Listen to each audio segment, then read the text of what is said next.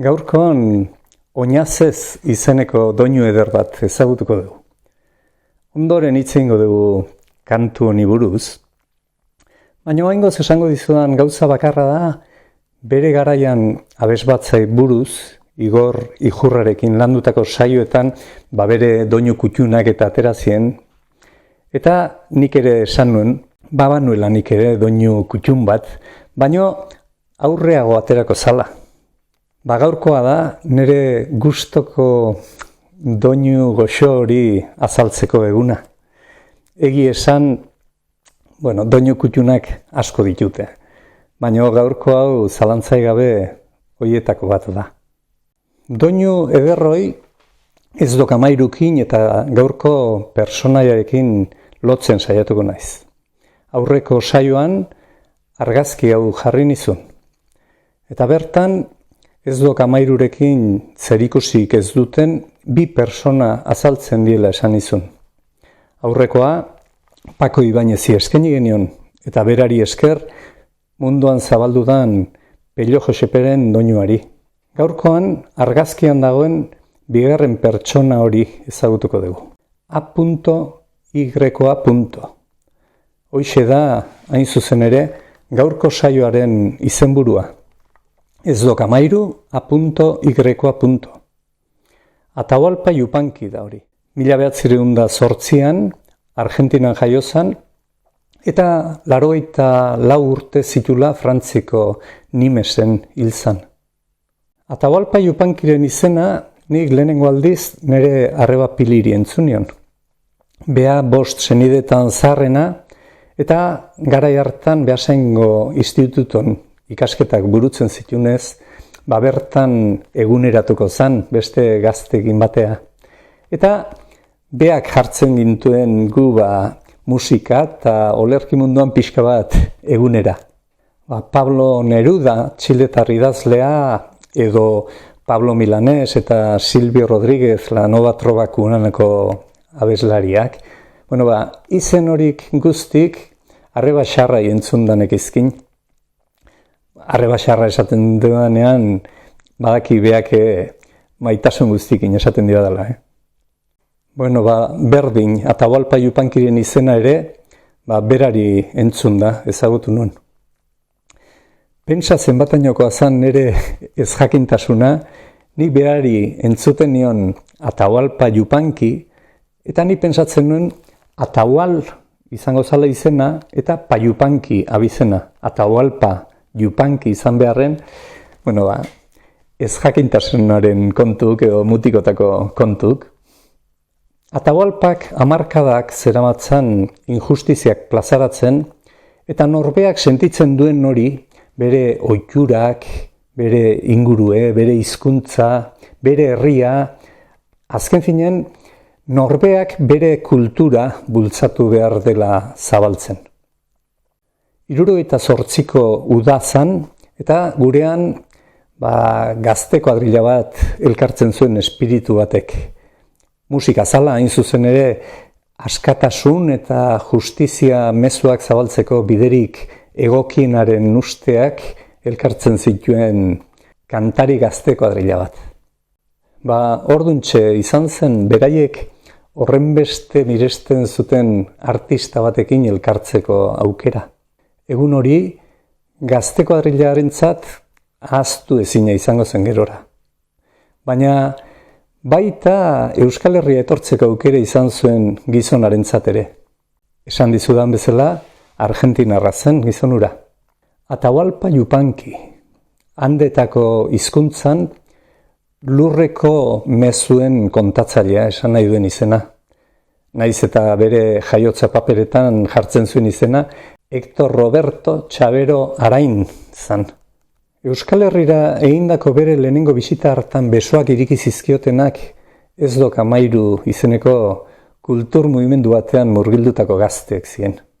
Kide guztik Atahualparekin elkartzeko deseatzen bazeuden ere, hoietako bi nabarmen, Mikel Laboa eta Benito Lertxundi. Pozez gainezka zeudela esan behar. Orduan, herri olerkien munduko referente nagusiena zan Atahualpa. Eta aldi berean, Argentinako eta Espainiako diktaduran aurkako konpromezua azaltzen zuen abeslaria. Paco Ibáñezek berriz harreman estua zuen Atahualparekin. Parisen bizi zela 1950 urtean, Atahualpak La Atene antzokian eskainitako kontzertu batean eoteko aukera izan zuen Pacok. Garai horietan hasi zen Atahualparen musika Europan ezagutarazten. Espainian irrati batzuetan ezagutzera emateako, 60. hamarkada erditik aurrea izango zen. 78an iritsi zen Atahualpa Yupanqui Espainiara.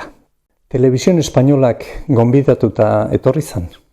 Eta pentsatu dezakegu, frankismoa zeon bezala eta Espainiko telebista publikora Argentina rau bezalako artista konprometituta reivindikatzaile bat bekarri. Nola liteke hori, ez da hori nola da posible? Europak ere bere presioa eragiten zion Espainiako diktadurari. Eta nola edo ala irekierako aztarnak eagutsi beharra zion Espainia ere, eta horrela, pixka bat behartuta baldin bazene, horrela suertatu zitzaion aukera Atahualpari Espainia etortzeko. Kasualidadez, Espainiko telebistan bertan Paco Ibáñezekin elkartu zen. Pacok bera ere telebista kantatzea etorri zen, gerora hain ezagun egingo zuen kantu bat, Miguel Hernándezzen poema bat, Andaluces de Jaén. Aurretik esan dudan bezala, bazegon elkarren arteko harremana, ezagutzen ziren Parisetik. Eta Pacok ez dok 13 berri bazuenez, beraiekin harremanetan egon ondoren, Euskal Herrira bisita bat egitea proposatu zion Atahualpari. Bertan, beraien herriarekin konprometitutako abeslari gazteko adrile bat ezagutuko zuela eta. Oain guzti hori jakinda, berriz jarriko dizut argazkia. Erakutsi dizudan argazkian, hortxe elkartu zian, Apakintza baserrian. Aurreko saioan esan izun bezala, hoixe zan adunan Paco Ibáñezen amaren jaiotetxea.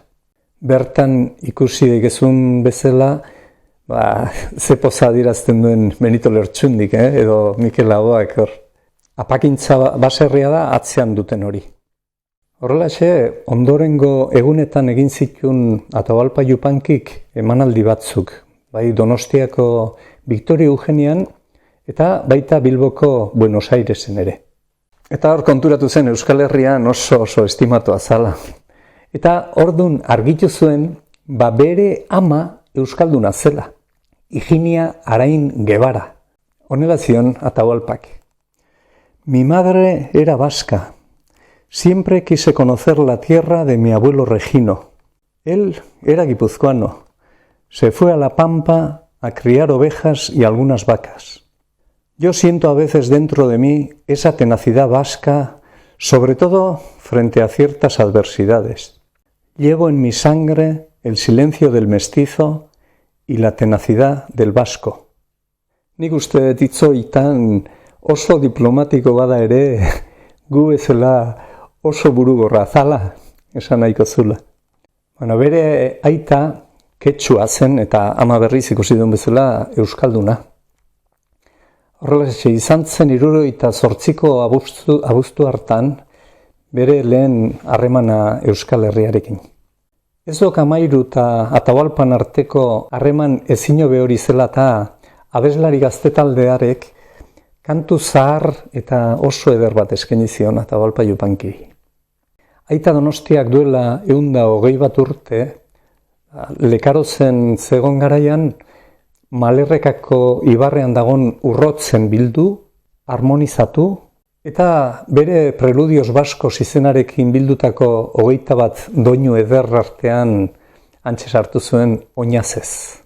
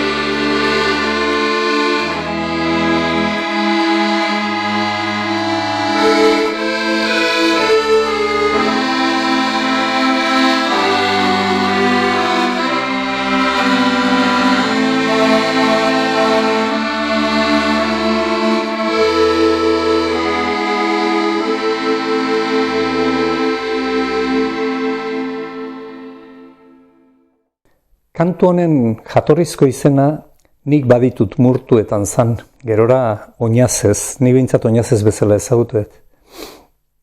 Benetan zaharra da, ez dakinik zenbat urte izango ditun.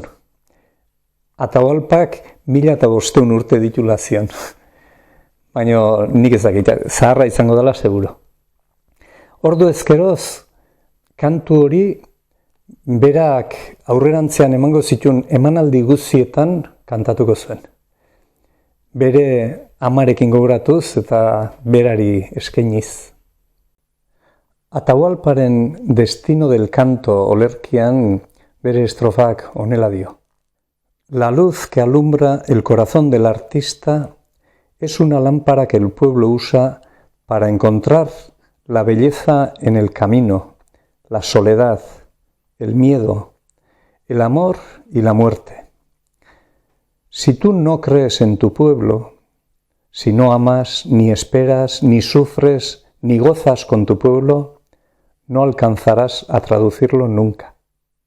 Zalantzai gabe, herria abeslarientzat ondarerik onena. Eta puntu hontan nabarmentzen da, ez dok amairuta Atahualpa Yupanquiren artean sortutako elkartasuna. Orduako, Atahualpak hamarkadak zeramazkin norbeak bere lurra ezagutu eta lur hori benetan sentitzearen beharra zabalduz. Pampako poetak sakonduta lau haizetara zabalduzun, el hombre tiene un idioma, la tierra un lenguaje. Y el canto popular, en el canto popular, el cantor no elabora, traduce. Hori zan pixkat bere esan nahi ez, guk ulertu behar deu lurrak esaten diguna ez. Eta herriko abeslari batek ez do sortzen ezer. Ikasi behar do lurrak esaten diona itzuli eta botatzen ez da. Bueno, Atahualpa Euskal Herrira etorri zan lehenengo aldia esan dugu, baina gerora etorriko zan gehiotan. Eta ez beti emanaldik eskaintzea, hortare bai. Baina baita bere lagun euskaldunei bisita egitea ere.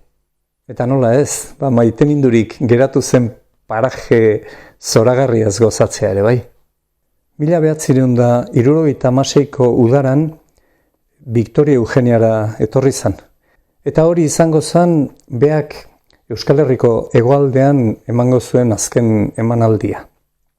Etzan Euskal Herria emandako azkena izango, 2 urte behan dugu Lapurdin, Donibane Loitzunen izan zan bea. Eta bertan, 78ko ekainaren 11an bere lagun Mikel Laboarekin batera eszenatokea partekatuko zuen gaina. Bertan, elkarrekin Piedra y Camino kantatuko zuten. Laboak gazteleraz grabatuko zuen kanta bakarra. Mikel Laboak esaten zuenez, 1953an eta kasualidadez, bere eskuetara iritsi zan Atahualparen diskon bat, sobrare Burdeosetik, etorri zitzaion disko hura. Hemen debekatuta zeuden argentinarraren diskoak. Eta bere gitarra, baino batez ere, bere hitzak transmititzeko moduak maitemindu zuela erabat. Hori esaten zuen Mikel Laboak, eta berari esker egin zala bea ere abeslari. Begira, zenbat galduko gendun euskaldunok ere, Atahualparengatik izan ez baliz ezta. Mikel Laboak eskainiko diogu bere saioa eta didanak aterako dian, baino. Bere aldetik jarraituko zuen gero Atahualpak, oraindik beste urte batzuk gehiago, baino inoiz ahaztu gabe bere ibilbidean abeslari gazte kuadrilarrek eskainitako kantu zaharra.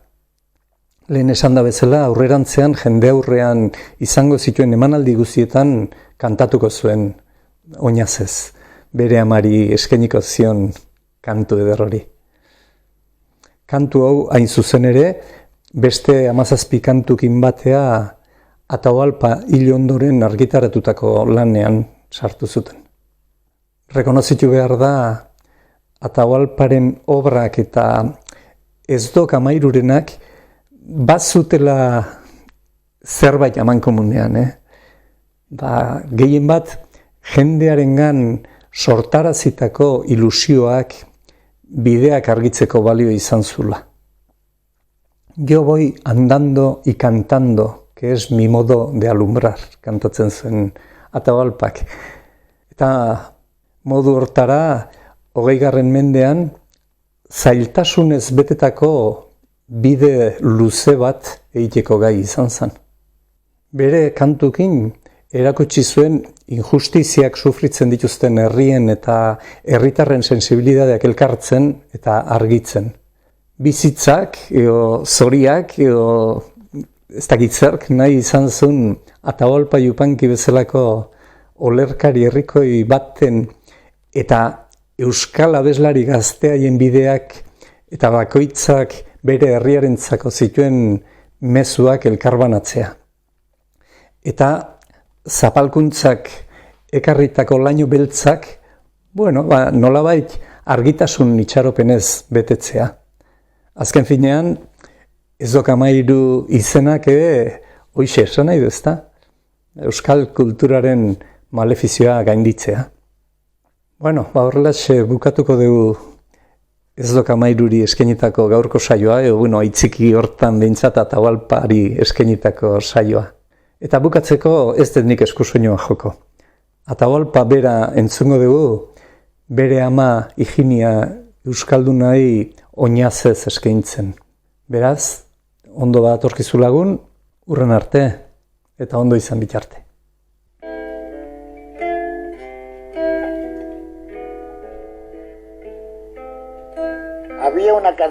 Hay una canción, existirá siempre, que ya tiene tal vez más de 1500 años. Oñaces le llaman en el País Vasco, que es dolorosa melancolía, Oñaces. Yo dediqué a mi madre vasca, con el nombre ese, la madre vasca, mi Oñaces, con la vieja canción.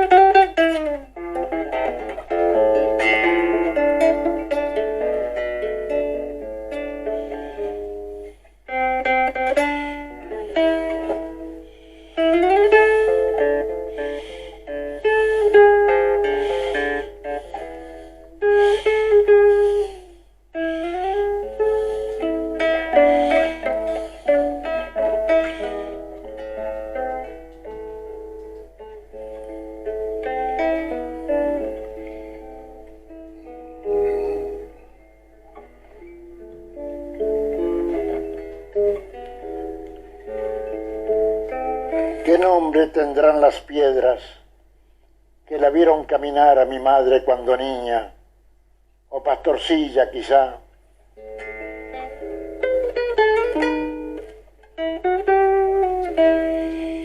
El árbol a cuya sombra descansó, ¿dónde estará?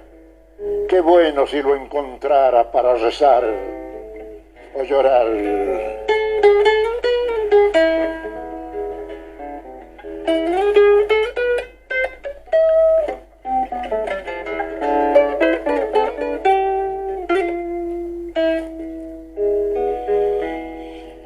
He de llegar algún día en tierra vasca a cantar.